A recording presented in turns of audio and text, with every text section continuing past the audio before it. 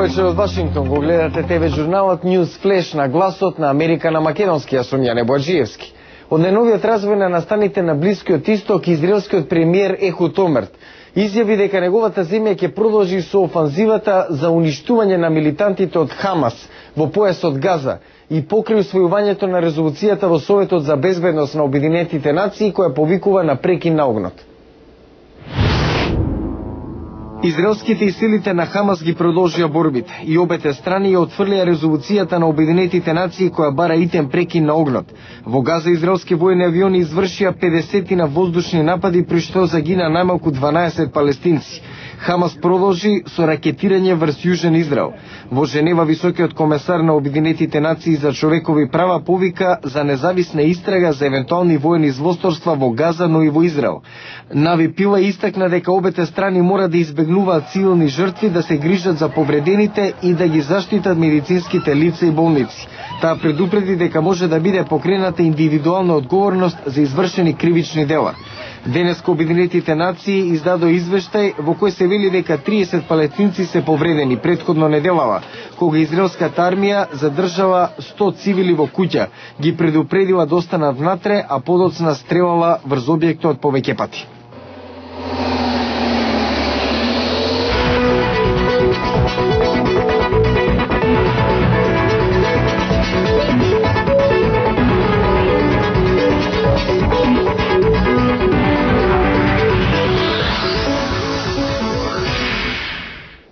Новоизбраниот американски претседател Барак Обама ги повика законодавците да работат со него, затоа што економијата во земјата може драматично да се влоши. Стимулативниот економски план во висина од 800 милиарди долари предвидува отварање нови работни места, но и намалување на даноците за скоро сите американци. Обама во вчерашен говор кажа дека сака да стави крај на едно доба на голема неодговорност и предупреди дека рецесијата би можела да трае со години ако нешто не се преземе. Невработеноста би можела да стане двоцифрена, економијата да биде во минус од 1 трилион долари, што би значило 12.000 долари помалку приход под 4-члено семејство. Обама вчера повторно беше во Конгресот, промовирајќи го својот план за обнова и реинвестирање, што предвидува отворање на 3 милиони нови работни места. Колку е сериозна ситуацијата, илустрираше вчера издаден извештај дека 4,6 милиони американци примаат социјална помош поради невработеност, највисок број во последните 26 години.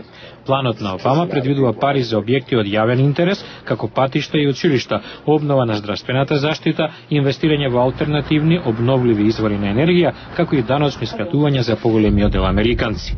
Некои економисти, како Марк Занди од moodyseconomy.com, се скептични за скратувањата.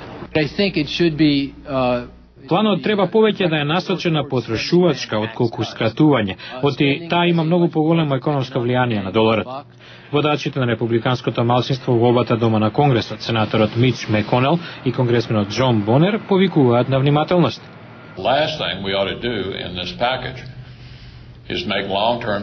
Да не се случи долгорочните систематски промени да го направат проблемот со трошоците уште поголем. Треба да се справиме со економската криза, но и со тоа уште колку долг ќе се насобере. Обама се надева Конгресот да го усвои пакетот и да го достави кај него на подпис веднаш откако ќе даде заклетва на функцијата на 20 јануари. Законодавците се согласни дека е потребна итна постапка, но не сметаат дека законот ќе биде одобрен пред средината на февруари. Гасната криза во Европа ја зафати и Македонија. Владата смета дека тоа може да и нанесе големи економски штети на државата. Зошто? Извештај на Борјан Јовановски.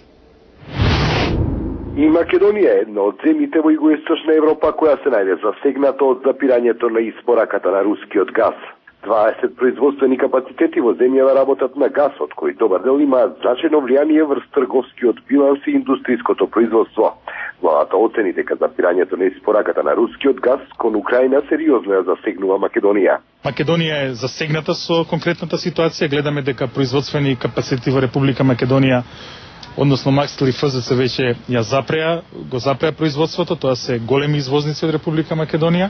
Најпогоден е Макстил. Погоните на овој металопреработувачки капацитет се затворени, а 1000 работници се пуштени на принуден одмор. Прво, не може да ги се почитува обврските према нашите партнери. Многу тешко состојбата со опремата ќе биде бидејќи во незгодно време, студени, ниски температури, кои многу тешко се одржава опремата во таква состојба.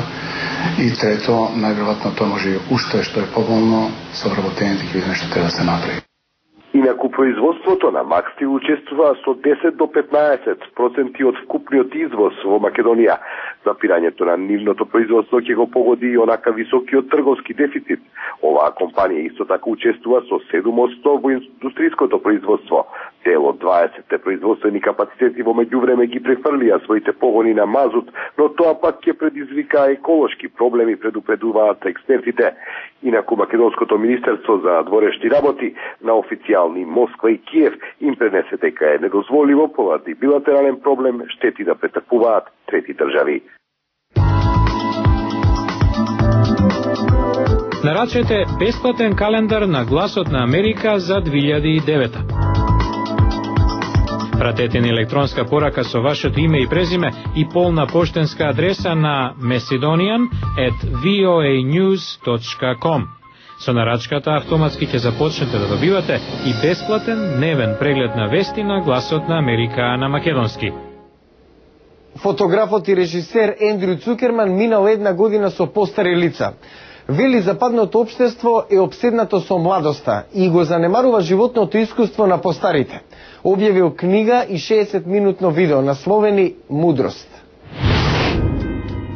Ендрю Закерман патувал по светот со една цел – да собере мудрост од 50 на постари лица. Бев инспириран од цитат на Дезмонд Туту дека најдобриот подарок за наредната генерација е нашето искуство и мудрост. Свештеникот Дезмонд Туту е еден од соговорниците во филмот. Поблажено е да дадеш отколку да примиш, бидејќи кога даваш, иако така не изгледа, ти сепак примаш. Во филмот своји максими откриваат познати лица како државниците Нелсон Мендела и Васлав Хавел, уметниците Ендрю Вајет и Естер Малангу, музичарите Вили Нелсон и Дейв Брубек, истражувачот Джейн Гудал и астронаутот Баз Олдрин. Закерман вели дека целта му била да собере што е можно повеќе различни гледишта, од и мудрост има многу лица. Рок музичарот Греам Неш дава ваква животна филозофија. Животот не е, ниту ќе биде совршен. Употребете го до максимум и отворете го срцето за она што светот може да ви го подари. Брачен совет од уметникот Чак Клоус. Во брак сум веќе 40 години. Тоа не е еден брак. Досега личи на 4 или 5 различни. Уметноста на старењето според британскиот автор Розамунд Пилчер. Не прекинувате да правите работи бидејќи сте остариле. Сте остариле бидејќи сте прекинуле да правите некои работи. Закерман коментира: сите овие луѓе даваат непроценлив придонес на општеството и човештвото бидејќи останале активни. Тоа беа вестите за овој петок 9 јануари 2009. Јас сум Јане Боаджиевски од студиото во Вашингтон. Го гледавте ТВ журналот News Flash на Гласот на Америка на македонски. Најнови содржини, но и нашата најнова анкета погледнете ја на нашата веб страница voanews.com/Macedonian. Пријатен викенд, се гледаме в понеделник.